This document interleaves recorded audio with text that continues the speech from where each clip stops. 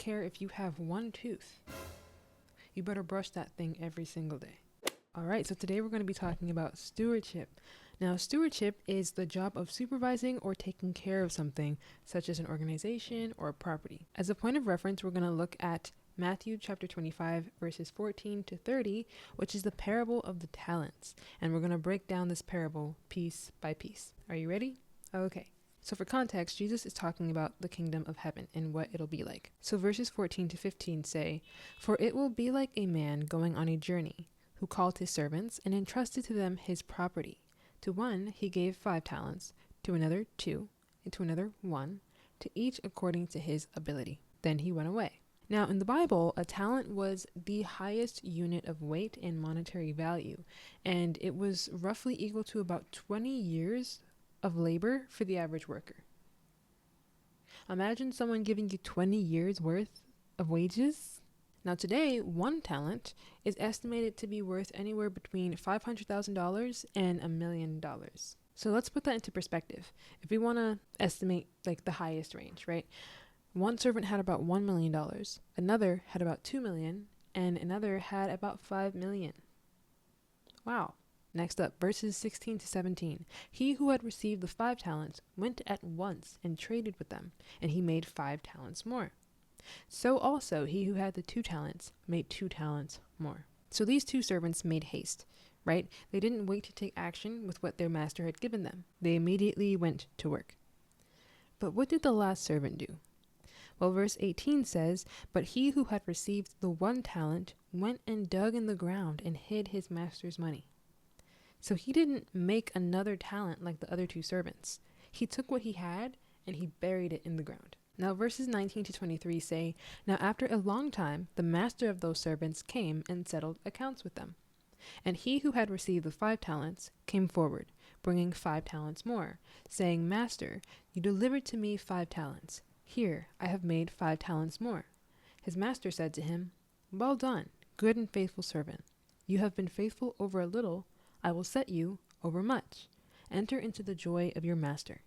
And he also, who had the 2 talents, came forward, saying, 'Master, you delivered to me 2 talents. Here, I have made 2 talents more.' His master said to him, 'Well done, good and faithful servant. You have been faithful over a little. I will set you over much. Enter into the joy of your master.'" So immediately it's clear that the master is pleased with what the 2 servants had done. Because they were faithful with what they'd been given, the master decided to entrust much more to them. But there's a stark contrast between the outcome of the first 2 servants' actions and the last servant. So let's take a look at the interaction between the last servant and the master. In verse 24, the servant says, "Master, I knew you to be a hard man, reaping where you did not sow, and gathering where you scattered no seed. So I was afraid, and I went and hid your talent in the ground. Here, you have what is yours." Now, what does this mean? Let's break it down. So something that can help us understand this is realizing that anytime Jesus shares a parable, guys, I'm sorry, I'm actually going to close the window a little bit because it's making a glare in my glasses. I'll be right back. Anytime Jesus shares a parable with a master in it, the master represents God. So when the servant says, "I knew you to be a hard man, reaping where you did not sow and gathering where you scattered no seed," the first thing that stands out is that he has an inaccurate view of his master. He thought his master was a hard and shrewd taskmaster who expected a return where no investment had been made. So basically, he felt like his master was asking too much of him. Second, it's clear that he also has a fear of failure. He says, "So I was afraid, and I went and hid your talent in the ground. Here, you have what is yours." He was likely afraid of what his master would have done to him if he lost the talent. So instead of taking a risk and investing the talent to grow the master's estate, he played it safe and buried it. This is what the master replies with. Verses 26 to 30 says, "But his master answered him, 'You wicked and slothful servant. You knew that I reap where I have not sown, and gather where I have scattered no seed. Then you ought to have invested my money with the bankers, and at my coming I should have received what was my own with interest.'" First, it's important to note what the master calls the servant. He says he is wicked and slothful. Slothful being another word for lazy. And he describes him this way because the servant's inaction displayed a lack of faith, effort and a love for the master. Verses 28 to 30 say, "So take the talent from him and give it to him who has 10 talents. For to everyone who has, more will be given, and he will have an abundance. But from the one who has not, even what he has will be taken away. And cast the worthless servant into the outer darkness. In that place there will be weeping and gnashing of teeth." So what the unfaithful servant did have was taken away from him and given to someone who would actually do something with it. The Lord desires that we take action with what we've been given and what we've been told to do. And that's so clear in the Bible. For instance, in the book of Esther, Esther is tasked with being brave enough to approach the king to save her people, the Israelites, even if it means she could be killed. In fact, in Esther chapter 4, verse 14, it says, "For if you," meaning Esther, "remain completely silent at this time, relief and deliverance will arise for the Jews from some other place, but you and your father's house will perish. Yet who knows whether you have come to the kingdom for such a time as this?" It's made very clear that if she does not fulfill and steward her calling, it will be given to someone else. Our disobedience is not going to stop what God has already set in motion. So we can either allow ourselves to be used by him, or we will miss our chance. Another example is the context of Jonah. I'm sure if you grew up in the faith, you heard a lot about Jonah and the whale. But Jonah chapter 1 says, "Now the word of the Lord came to Jonah, the son of Amittai, saying, Arise, go to Nineveh, that great city, and cry out against it, for their wickedness has come up before me." But Jonah arose to flee to Tarshish from the presence of the Lord. Now, this is not in my notes, by the way, but I noticed that there are two different types of fear being displayed by Esther and Jonah. Esther, I can imagine she was afraid to go up to the king without being summoned because that meant she could lose her life. But what did she do? She didn't let that fear stop her from fulfilling her calling. She went and did it anyway. Now Jonah, he had the right to be afraid too. Nineveh was a tough city to go to. But what did he do? He allowed his fear to make him run away from the calling that God so specifically gave to him. And we all know where he ended up, right? In the belly of a whale. So what is the lesson of this parable? Well, one of the reasons I like this parable is because it is loaded. There's so much to take away from it. But one of those things is that God doesn't give us things so we can return them to him as they are. He wants to see what we've done with what he's blessed us with. Genesis chapter 1 verse 28 says, "Be fruitful and multiply, fill the earth and subdue it, and have dominion over the fish of the sea, over the birds of the air, and over every living thing that moves on the earth." So from the very beginning, he told man and woman to be fruitful and multiply. And yes, he was talking about having kids, but the general call here was to create. As humans, we were made in the image of God. And because we serve a creative God, we too have that attribute. It also says that he gave them dominion over everything on the earth. He made them stewards over all living things. That's such a huge responsibility, one that God expects us to take seriously. So what are some things that God expects us to steward well? First up, we have our time. The way we spend our time matters, my friends. Psalm chapter 90 verse 12 says, "So teach us to number our days, that we may apply our hearts unto wisdom." So essentially what the writer is saying here is, Lord, give us divine perspective. Help us to not take any day for granted, because life is short. Help us to live not in fear of death, but with awareness of the fragility of life, so that we can make the most of each day and spend our time wisely. One of the most common ways we as a society waste our time is by scrolling on this device right here. We live vicariously or live through the people we watch on social media or TV. We're watching someone else live their life when we can be out there living our own. Now, don't get me wrong. It's okay to have a bit of entertainment and inspiration. It's just about balance. And something I've been praying lately in the morning is, Lord, please order my steps today. May your will be done in this day. Help me to complete the things that need to get done, and help me to make the most of my time. Next up, the Lord wants us to be good stewards of our finances and our property. This is literally what this parable is about. One of the most commonly misquoted verses in the Bible is 1 Timothy chapter 6 verse 10, which a lot of people think says money is the root of all evil. But it actually says the love of money is the root of all evil. God knows we need money. In fact, there are tons of verses in the Bible about saving, investing, loaning, and so much more. The thing is, when you love money, you're willing to do anything and everything to get it, including lying, stealing, cheating, hurting others, and even hurting yourself. It becomes idolatry. But using money wisely and responsibly doesn't count as loving it. It's obedience. In terms of property, we need to take care of our material possessions. That means taking care of our homes and making sure they're clean and organized to the best of our ability and not taken for granted.